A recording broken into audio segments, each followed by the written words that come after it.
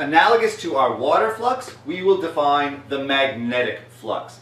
The water flux was a measure of how much water was going into our net or into our loop or through our loop. The magnetic flux is a measure of how much magnetic field is going through our loop. We'll define the magnetic flux, phi, and sometimes we'll put a B here if we want to emphasize it as the magnetic flux as opposed to some other flux like the electric flux perhaps. Or we might just not write this because for us basically the magnetic flux is the only flux we're going to be talking about from here on out. The magnetic flux is then equal to B, the magnetic field magnitude, times A, the area of our loop, times cosine theta. And let's remember, what is theta? Theta is the angle between the B vector, the magnetic field, and the area vector. Let's just take a look at a simple example. Let's imagine we have a loop. So here's a loop with an area vector, and let's imagine the loop is horizontal. So I'm going to draw our horizontal loop. I'm going to draw it kind of from edge on. So here's our area. Remember, the area vector is perpendicular to the loop. Let's imagine that this is in some magnetic field. The magnetic field, let's imagine, then points, say, in this direction. So here's our magnetic field that is at some angle theta to our area vector.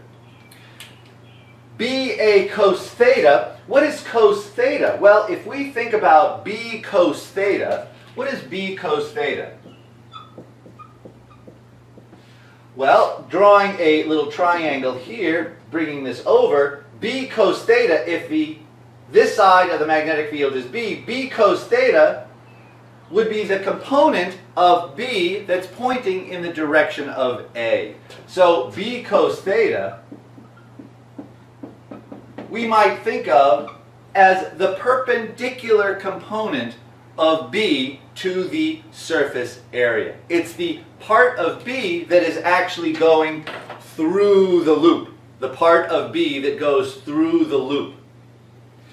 What this is telling us is the only part of the magnetic field that contributes to the flux is the part that's going through the loop. Any component of the magnetic field that is along the loop, along the area, I should say the area, along the area, does not go through the loop and does not contribute to the flux. So the flux is just a measure of how much magnetic field is actually going through the loop. So if we have a magnetic field here, just imagine we've got a magnetic field here. These are all my magnetic field vectors. And we've got a loop. Only the part of the field going through the loop contributes to the magnetic field, to the flux. Any part that's along the magnetic field doesn't go through the loop and hence does not contribute to the flux. Very, very good. So that's the magnetic flux. Well, what does this have to do with the current that is induced through the loop? When we move the loop through the magnetic field or when we move the magnet toward the loop, why does that create a current in the loop? What's the connection to the flux? Well, let's see. What we find is that if the flux through a loop changes, then there is an EMF. Remember, EMF is an electromotive force. It's another way of thinking about the voltage around the loop. What is pushing the current around the loop? Then there is an EMF created that is proportional to the rate of change of the flux phi.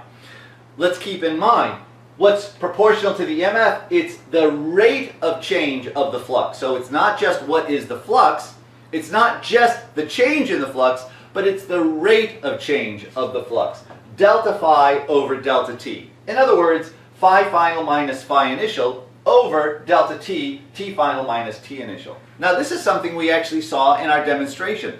The faster we moved the loop or the faster we moved the magnet, the more current we found.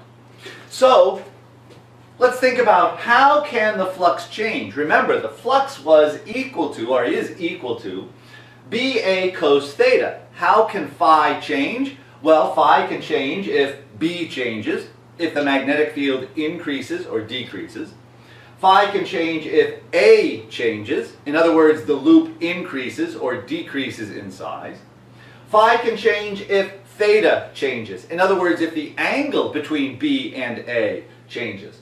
For example, in our first situation where we had the loop moving toward the magnet or the magnet moving toward the loop or away, either one, starting out with the loop far from the magnet, we have very few magnetic field lines going through the loop. So we have a very small flux. When we move the magnet toward the loop or move the loop toward the magnet, it doesn't matter which, we end up with a situation where we have more magnetic field lines going through the loop. We have a larger flux. We go from a situation with small flux to larger flux, and so the flux is changing. Depending on how rapidly we do that, then that will show us that we have an EMF. We end up with an EMF around the loop. An EMF then creates the current around the loop. Okay, excellent. Let's stick some numbers in here and take a look at an example. Let's imagine that we have some bare wires or some metal rails shaped in this long U shape like this. And they are lying in a magnetic field. So let's imagine we have a magnetic field that points in this direction. So what is that? The circle with an X, that means pointing into the board. So we have a magnetic field pointing into the board with these bare metal rails here. Lying across these two here, we have another rail that's movable, and that rail is, let's imagine, moving to the right at some velocity v. What do we have? Well, let's imagine that this is our loop right here. Here is our conducting loop. As this rail slides down to the right, the area is increasing. If the area is increasing, the flux through our loop must be increasing. If the flux through the loop is increasing or changing, we must have an EMF. And this must create then an EMF around the loop. Well, let's stick some numbers in here, or we'll work with the variables and then stick some numbers in here, and let's see what we get. What kind of an EMF do we get? Let's imagine that our moving rail is at some distance h1 from this end at our initial time t1. Then, after some amount of time delta t, the rail has moved a distance v delta t, so it's now at a distance of h2 at some later time t2, where t2 is the time delta t after t1. So, at time t1, the area of our loop, this area, will be L, let's assume that this distance is L, times h1. So the area, the initial area, A1, is LH1. While our final area will be L times H2. The final area, A2, will be LH2. But H2 is just H1 plus V delta T. So what's the flux? What is our initial flux? Well, with flux being BA cos theta, what is theta? Well, theta is the angle between A and B. Well, we haven't really defined what our area vector is here. Let's just assume that our area vector, the normal line, points into the page in the same direction as B, which means theta would be equal to what? 0 degrees. If we had wanted to define our area vector as out of the page, theta would be 180, and then we'd put negative signs with these fluxes. But that doesn't really matter at the moment. We'll come back to that later on in just a minute. So what's our initial flux? We'll assume theta is equal to 0 degrees. The initial flux is B times A1, which is BLH1. Let me just make one comment here. We can say this, that these are the fluxes. We are assuming that the magnetic field is not changing. If the magnetic field were also changing, we would have to put in our initial magnetic field here and our final magnetic field here.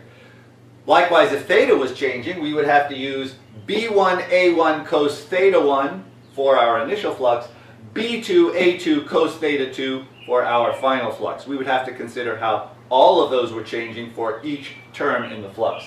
But for us, B is constant, theta is constant. So, initial flux, BA1, BLH1. Our final flux, BLH2 or BLH1 plus V delta T. Multiplying this out, we get BLH1 plus BLV delta T. What is our change in flux? Delta phi. Delta phi is final flux minus initial flux. B2 minus B1, but B2 minus B1, these terms cancel, and we are left with BLV delta T. So delta phi is BLV delta T. The EMF is proportional to delta phi over delta T, divide off delta T, and we just get VBL.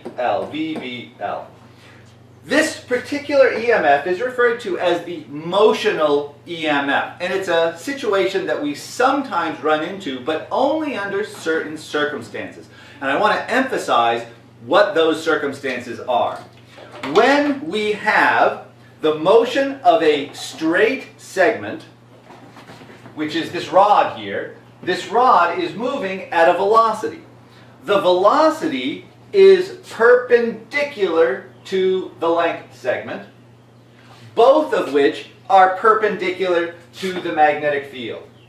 So when all three of those things are perpendicular, the length segment that's moving, a straight length segment, the velocity vector, and the magnetic field, if all three of those are perpendicular, then the EMF is equal to the magnitude of the velocity times the magnitude of the magnetic field times the length of the segment that's moving. It's only under those circumstances, when all three of those are perpendicular and you have a straight line segment, that we can simplify this and get this result. The EMF is proportional to VBL, and we refer to that as the motional EMF. Now in this case, let's imagine that the length of our little section here is actually much shorter than this. Let's just say 2 centimeters. Let's imagine it's moving at 1 meter per second through a magnetic field of 2 Tesla. What do we get? Multiply that all out. Make sure you convert the centimeters to meters, and you end up with 4.00 times 10 to the minus 2 volts. Very, very good. We've still got one problem though. This is still proportional. Why have I not written this with an equal sign? Well, there's one simple addition that we have to put in, and one not so simple addition. Let's take a look at those. What we have is that the EMF is proportional to the rate of change of the flux, delta phi over delta T. What we would like to do is turn this into an equality. What do we have to do to be able to write this as an equality? Well, first, we noticed during the demonstration that if we increased the number of wires, the number of loops, we got more current. Well, by increasing the number of loops, we get more EMF around the whole circuit, so we need to include the number of loops in our circuit. So we will say that it's also got a factor of n, where n is the number of loops. You might think of that as just increasing the flux, or just think of it as the flux is through the entire circuit, and then you have to include the number of loops in the circuit. Okay, that's the easy part. What else do we have to do? We have to make one more change, and this change is extremely important. We have not defined one very important quantity, and that is, what's the direction of the EMF? We haven't mentioned that yet. Is the EMF clockwise or counterclockwise for a particular situation? Well, the next addition is going to answer that. Are you ready? Here it comes. We have to put in a negative sign. That negative sign is so important, it has its own name. But I'll get back to that in just 1 second. This result, that the EMF is equal to negative n delta phi over delta T, this is called Faraday's law of